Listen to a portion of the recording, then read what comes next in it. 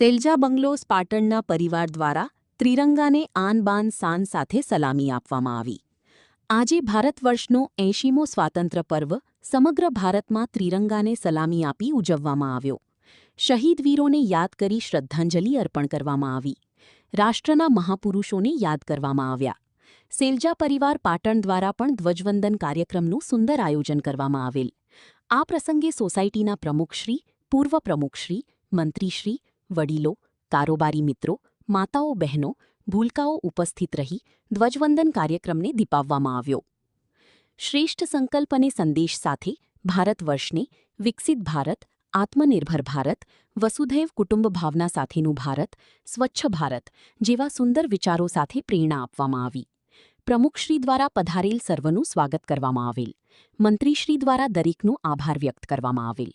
આગામી દરેક કાર્યક્રમો મોટી સંખ્યા સાથે હાજર રહી ઉજવાય તેવી માર્મિક ટકોર કરવામાં આવી. સોસાયટી ખાતે સેલમ મહાદેવજીનું મંદિર જે નિર્માણ પામી રહ્યું છે તેની પ્રાણ પ્રતિષ્ઠા સુંદર રીતે કરવા માટે આહ્વાન કરવામાં આવેલ. સૌના સાથ અને સહકાર સાથે આજનો સ્વાતંત્ર્ય પર્વ સુંદર રીતે સંપન્ન કરવામાં આવેલ. ભારત માતા કી જય, વંદે માતરમ. એમને કશું બીજું નથી માંગ્યું કે અમને તમે આ આપજો, તે આપજો, અમારા પરિવારને સાચવજો, પણ દેશને સાચવજો. કર ચલે હમ ફિદા જાનો તન સાથિયો, અબ તુમ્હારે હવાલે વતન સાથિયો. એમને પણ જીવવાની ઈચ્છા હતી, એમના મા બાપને પણ હતી કે મારો દીકરો હમણાં 18 વર્ષે પાછો નોકરી કરીને પાછો આવશે, પણ એ નથી આવ્યો, સદાને માટે પોઢી ગયો.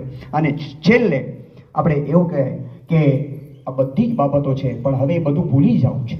ભૂતકાળ આપણો બહુ ભવ્ય હતો, વચ્ચેનો ભૂતકાળ એવો આવ્યો કે જેને યાદ કરીએ તો એ દુઃખી થવાનું થાય કે વલંદાઓ આવ્યા, ફ્રેન્ચ આવ્યા, ડચ આવ્યા. આપણે તો બધાને ખાલી પ્રેમથી બોલાવ્યા કે રહો તમે, અમે ભારત દેશ છે, શાંતિપ્રિય દેશ છે, બધાને સ્વાગત કરવા વાળો દેશ છે, પણ એ બધાએ આવીને નાલાયકી કરીને છેલ્લે એક અંગ્રેજ નામની એક એવી આવી વ્યક્તિ, પેલી કહેવાય, એના વિશે બહુ નહીં કહું, પણ એને તો બધું જ આખા વિશ્વને દોડી નાખ્યું. કોઈ દેશ એવો નહીં હોય કે એમની ગુલામી એમને. પણ ચીન છે ને એ 6 દેશનો ગુલામ હતો, પણ એની ભાવિ પેઢીને ક્યારેય યાદ દેવડાવી નથી કે આ ગુલામ છીએ. કારણ કે ગુલામી યાદ દેવડાવી જ નથી ભાવિ પેઢીને.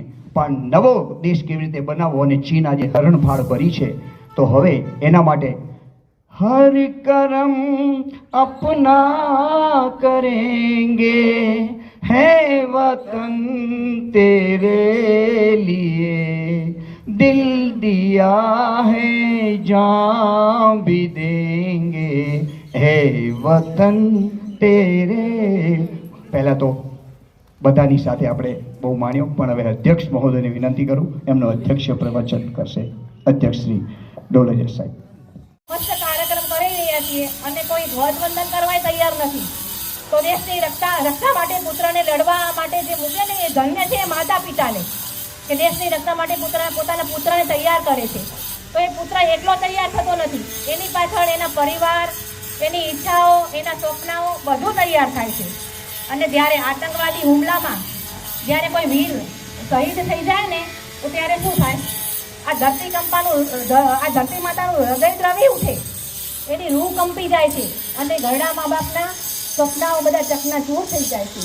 એમની કેટલીય ઈચ્છાઓ, અપેક્ષાઓ, એમનું ચૂડી, ચાંદલો, મંગળસૂત્ર, આશાઓ, અપેક્ષાઓ બધું જ એક સફેદ કફનમાં વેંટાઈ જાય છે અને ચૂપ થઈને બેસી જાય છે. આ પરિસ્થિતિ કેવી હશે વિચારો. આપણે તો આ સ્વતંત્ર ભારતમાં બેઠા છીએ, ત્યારે એના પરિવાર ઉપર શું વીતતું હશે? તો ત્યારે એમનો ફક્ત પરિવાર નથી રડતો, પરંતુ એ બધા જ રડે છે જેમને પોતાના દેશથી પ્રેમ છે, અને બધા જ રડે છે જેમને શહીદીનો અર્થ ખબર છે કે શહીદી શું છે. તો આ જ આપણા દેશની પરિસ્થિતિ છે. અને જ્યારે છેલ્લે એક તિરંગાની અંદર જવાનને લાવવામાં આવે, શહીદ જવાનને, અને જ્યારે છેલ્લી વખત એની માતા એને છાતીએ લગાવે ને, ત્યારે 140 કરોડ હિન્દુસ્તાનીઓ રડે છે. આ જ છે શહીદી, અને આ જ છે આપણા ભારતની વાસ્તવિકતા. આજે આપણા શહીદોના બલિદાન અને શૌર્ય ઉપર સવાલો ઉત્પન્ન થાય છે. અમુક એવા નેતાઓ છે જે એના ઉપર સવાલો કરે છે અને એના શૌર્યને રાજનીતિમાં લાવે છે. તો આવા સસ્તા અને સ્વાર્થી નેતાઓની આપણને જરૂર નથી. કારણ કે આજનો દેશ એ કંઈ 1965 વાળો ભારત દેશ નથી રહ્યો. આજનો દેશ છે એક વિકસિત ભારત, जो घर में घुसेगा भी और मारेगा भी। अब ये इंडिया, ये भारत ना रुकेगा ना ही झुकेगा। આ ચીનને પણ આપણા દેશના જવાનોએ ધૂળ ચટાડી દીધી છે અને એને પીછે હટવા માટે મજબૂર કરી દીધા છે। પણ એક આપણી કમનસીબી છે કે આપણે સ્વદેશી વસ્તુના બદલે વિદેશી વસ્તુનો વધારે ઉપયોગી કરીએ છીએ। એ આપણી મોટામાં મોટી કમનસીબી કહેવાય। અંગ્રેજો આપણા ભારતમાં વેપાર કરવા આવ્યા હતા અને આપણને ગુલામ બનાવીને જતા રહ્યા। તો આપણે પણ આજે એ જ કરી રહ્યા છીએ, વિદેશી વસ્તુનો વધારેમાં વધારે ઉપયોગ કરી અને આપણા ભારત દેશની આર્થિક પરિસ્થિતિને આપણે બગાડી રહ્યા છીએ। તો આપણા દેશને આપણે વિશ્વગુરુ બનાવવો હોય ને તો આપણે સ્વદેશી વસ્તુનો વધારેમાં વધારે ઉપયોગ કરવો જોઈએ। અને આપણા પ્રધાનમંત્રી મોદીજીના કહેવા પ્રમાણે લોકલમાંથી વોકલ બનવું પડશે આપણને અને આપણા દેશને આપણને સ્વચ્છ રાખવો પડશે। આપણે આ બે રાષ્ટ્રીય પર્વ સોસાયટીમાં ઉજવીએ છીએ। આપણા પ્રમુખ ઉત્સાહી છે, કાર્યકર્તાઓ ઉત્સાહી છે અને બધા ઉત્સાહી હોય તો જ આવા કાર્યક્રમ બનતા રહે। પણ સંખ્યા બહુ જ ઓછી સંખ્યામાં હોય છે તો એ આપણા માટે બહુ દુઃખની વાત છે।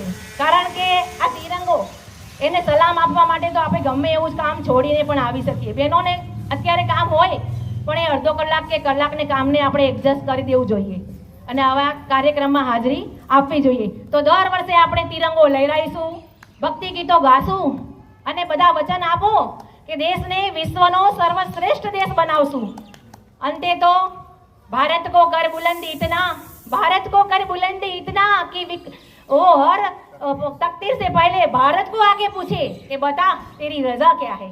वंदे मातरम, जय हिंद, भारत माता की जय। મને પાછા જોઈને કોઈ કહેશે કે આ ગુલ્લી મારીને નહીં આવે પણ હું ધ્વજવંદન કરીને આવ્યો છું। એટલે ચોમાસાની ઋતુમાં શાળાઓમાં અમારે કોઈ કાર્યક્રમ હોતા નથી એટલે ધ્વજવંદનનો કાર્યક્રમ પહેલો પૂરો થઈ ગયો અને આજે હું પહેલો આભાર મારો માનું કે પહેલી વખત હું શૈલજાના ધ્વજવંદનમાં હાજર રહ્યો છું।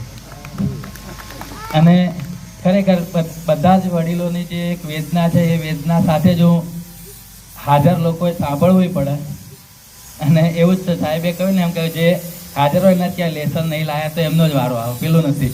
એટલે જેટલા છે એટલા જ અને દરેક કાર્યક્રમમાં જોઈએ ને આ જ ચહેરા અને આ જ હોય છે। તો આ બધાનો નતમસ્તક પ્રણામ કરી હું નમન કરું છું, ખૂબ ખૂબ આભાર માનું છું। જો સોસાયટીમાં ક્યાંય તકલીફ હોય તોય આ જ ચહેરા હોય છે, સારું કામ હોય તોય આ જ ચહેરા હોય। એટલે આટલાથી જ શરૂઆત થાય પણ આપણે આટલાથી જ હજુ ચાલુ છે પણ હવે ધીરે ધીરે મહાદેવજીની કૃપાથી વધશે। અને આજે મને પણ અહીંયા હાજર રહી અને ધ્વજને શૈલજાના ધ્વજને સલામી આપવાની તક મળી। સૌનો ખૂબ ખૂબ આભાર। જય હિન્દ, જય ભારત। लगता तेरा वो भारत देश है मेरा, वो भारत देश है मेरा। એટલે આપણે પહેલી તો આપણે હિમાત સુધારી છે, પછી આ 80 વર્ષમાં આપણે હરણફાળ પ્રગતિ મેળવી છે, ખૂબ પ્રગતિ મેળવી છે। દરેક ક્ષેત્રે આપણે ઝળહળતો વિજય મેળવ્યો છે। શિક્ષણ ક્ષેત્રે, કૃષિ ક્ષેત્રે હરિયાળી ક્રાંતિ લાવ્યા છીએ, વાહન વ્યવહાર ક્ષેત્રે, અવકાશ સંશોધન ક્ષેત્રે, તબીબી ક્ષેત્રે, એમ દરેક ક્ષેત્રે આપણે વિશ્વની અંદર આપણે એ ધજા ફરકતી રાખી છે। અને હવે વાત કરવી છે મારે આપણે શું ગુમાવ્યું। તો પહેલી વાત આપણે શાંતિ ગુમાવી છે।